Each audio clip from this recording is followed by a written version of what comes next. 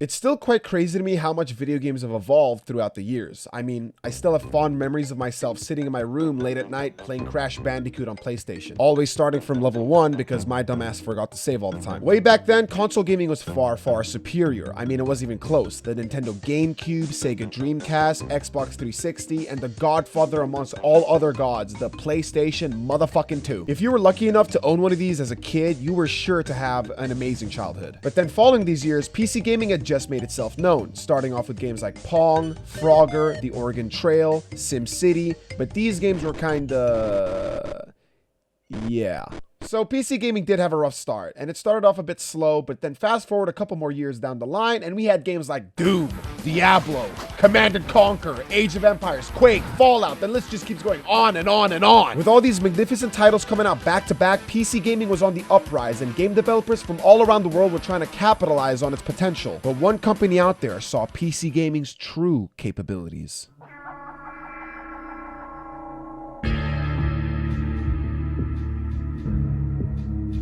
Valve Corporation would finally set foot in the gaming industry, blowing everybody away, releasing Half-Life in 1998. Calling Half-Life a masterpiece would be an understatement. This game was not only spectacular, it was revolutionary. Before it, the FPS genre was simply just what it was called, first person with shooting in it. No storytelling, no dialogue, not even a purpose. You just spawn into some pissed off muscular dude with anger issues and start blasting whatever was in front of you. Whether it be demons, aliens, or even Nazis? Half-Life was the very first FPS game that felt more than just a game. And I know that may sound cliche, but back then, it truly was. Every other game was just another mindless run and gun, but this, it brought along a compelling story, a cool badass character, and an adventure that you wish would never end. To quote Gabe Newell in an interview, he said, quote, "The team was disappointed in the lack of innovation in the FPS genre and aimed to create an immersive world rather than a shooting gallery." No true words were ever spoken that day, and ever since Half-Life's release, more and more games being made, even to this day, are trying to replicate the brilliance of Half-Life. Valve received countless PC Game Awards, and Half-Life was considered Game of the Year, selling over 1 million copies in just under 6 months of its release. And this was only just the beginning. Team Fortress, Counter-Strike, Half-Life 2, Team Fortress 2, all these games came flying in out of nowhere, and every single one of them was a home run. Around the same time, Valve also released Steam, which initially was a hub made for users to be able to download games and patches released by Valve. But then eventually, Valve started allowing other game companies to use this client to distribute their own games as well, at a fee. Of course. I would also like to point out that this is arguably the moment when Valve started to realize just how much money they could make by becoming a video game distributor rather than being a video game developer, which is not a good thing. But they didn't give up just yet. Later along the years, Valve would eventually release more games, such as Left 4 Dead and Portal, which were both also a huge success. Portal showed us that puzzle games can be fun and exciting as well, and Left 4 Dead emphasized just how spectacular co-op games can truly be. Every single game that Valve released revolutionized gaming. It not only paved the way, but it also created new paths for other game developers to explore. Whichever way you look at it, without Valve, gaming would not be where it is today. A few more years have passed, and Valve is slowly but surely starting to lose their popularity. Not because they made games that were trash and flopped, but it was because they just weren't making any games at all. And when asked whether they had any future plans, they would resume to stay radio silent. Interviews with Gabe Newell would always go the exact same way. I'm not saying anything about episode 3 or the other things that we haven't talked about. Really don't have anything to say about episode 3 right now. When we do, we'll certainly let people know. I got nothing to say about Half-Life. No, right? We don't have anything about Half-Life or episode 3. I will now ask you the world's shortest question ever, Half-Life to episode 3. Thank you. And with gaming becoming more and more advanced, other game developers would take over and have their fair share of the main spotlight, while Valve would just sit back and watch. Valve would no longer hold the title of that one company that makes amazing games, but instead be known as that one company from back in the day that used to make amazing games. An ex-Valve employee stated that at one point, Valve put a hold to all future game development plans and shifted their focus onto microtransactions. But I mean, how can you blame them? Steam has now become the biggest online digital video game distributor of all time, with over 120 million active users every month. Valve makes so much fucking money by doing absolutely nothing. It's to the point where they would actually be losing money if they were to try and make a game. Why would the company even take that risk? I mean, surely Gaben in his hot tub surrounded by women in bikinis is satisfied with the amount of money he's made, and he doesn't need any more. Right?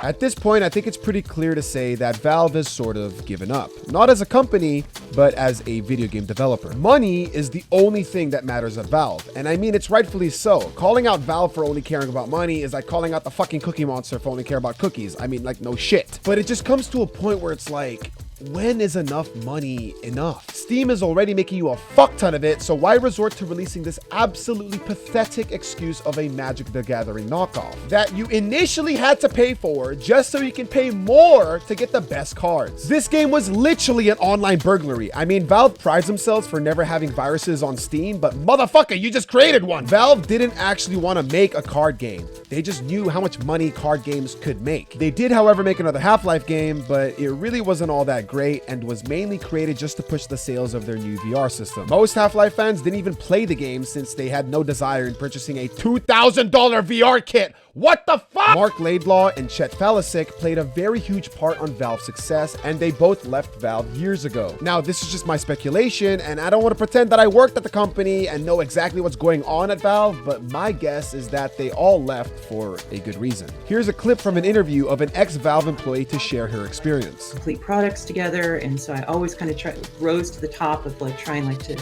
get AR as a thing that we were going to do there. So I put these financial projections together and try to pitch them internally. Be like, hey, with marketing, you know, Valve's marketing prowess and budget, you know, and you know, if we get this distribution in place, we could have $200 million first year. Like, just it'd be amazing, wouldn't it?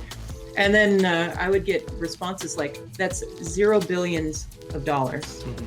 Like, that's kind of how they think about it. $0 billions. So basically, pitching new video game ideas at Valve was like talking to a brick wall. She also states that, quote, when Valve fires someone, they offer to pay them a severance in exchange for a signed exit NDA, disallowing anything to be said publicly about their time at Valve. Don't get me wrong, Valve used to be on top of the world, and you might look up to Gaben like he's your own father, but trust me, they've done a lot of shady shit throughout the years that you may not even be aware of, and this is not the same Valve that we once knew. Valve was and still is falling apart, and there was one company in the shadows watching it all happen, and what they saw was opportunity. I got this.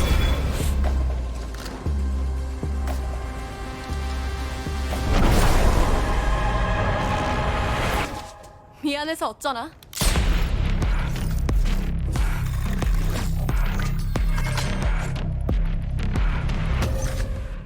Riot Games releasing Valorant was just a huge fuck you to Valve. Before its release, Riot Games really only had one game. They didn't even need the S. And around this time, League of Legends and Dota 2 were sort of neck and neck, with League taking the upper hand just slightly. So they technically already had this win, but this wasn't enough for Riot. They wanted more. Let's not beat around the bush here. CSGO was and still is one of Valve's biggest games, but it was falling apart. Just missing the easiest shot. What is that? That is not a miss. That is. That is. How is.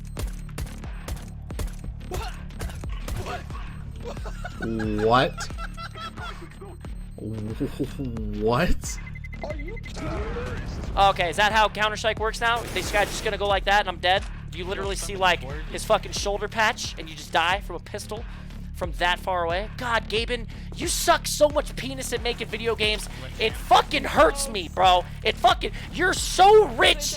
It's insane. How could you not fix this fucking game? Updates were never being made. Hackers were fucking everywhere. And the only time Valve ever cared is when it was fucking with their income. Riot saw this as an opening. So then they started working on Project A for 6 years and then released it to the world now known as Valorant. A pretty much blatant copy and paste of Counter-Strike, just upgraded. It was pretty obvious that Riot was out for Valve's blood, and they aim for the heart. I mean, they even hired Volcano, a competitive shooter map designer who initially worked for Valve to now work on Valorant. They weren't just after their community, they were after the pro scene as well. Pro players who you saw as the faces of CSGO switched to Valorant almost instantly. Will Yum be returned to CSGO? This is the biggest question I think a lot of people always ask me. Why did Nivera retire from CSGO? Oh. Why did Scream leave CSGO? Next question. Records on Twitch were broken, racking up to 1.7 million concurrent viewers under one single game category. Valve was panicking, and it clearly showed. After several months of pure silence, even when the community was begging for an update, patches and updates were applied to CSGO just after 1 week of Valorant's announcement. I wonder why. How long has the SIG been okay? And you're telling me 3 days after Valorant comes out, we're hauling ass now all of a sudden? Huh? We're just kicking it into high gear and fixing something we hated forever? Okay, all right. Yeah, I see you. No one's falling for it right now, brother, okay? You better hope Valorant fails. You see, what Riot was trying to accomplish wasn't to make a brand new, innovative game. It was to exploit Valve and capitalize on their laziness. Valve had its good years behind them, and with Artifact resulting in one of the biggest failures in video game history, it left them wide open. And Riot saw a moment to strike. Before Valorant, CSGO was really the only competitive tactical shooter game out there, with nothing else to really compete against it. Even though it was filled with hackers, terrible tick rate servers, and never got any updates, if you wanted to quit, you really had nowhere else to go. I mean, why bother constantly trying to become better when you're already at the top, right? If you really think about it, Valve were the ones who dug their own graves and put themselves in the coffin. Riot was just the nail to secure it. The battle between Valve and Riot is already over, and has been for a couple years now. And don't get me wrong, despite Valve's downfall as a company, it doesn't take away their history, and I still see them as one of the greatest video game developers of all time. If there's ever a Mount Rushmore of video games, you best believe that Lord Gaben's face will be on there. Valve may not care that much anymore, but we sure as hell do care about Valve. Whatever fucking shitty ass scam of a video game you have next in store for us, we'll all be here, waiting for it. All whilst Riot's on the move to take out yet another company on the verge of its downfall.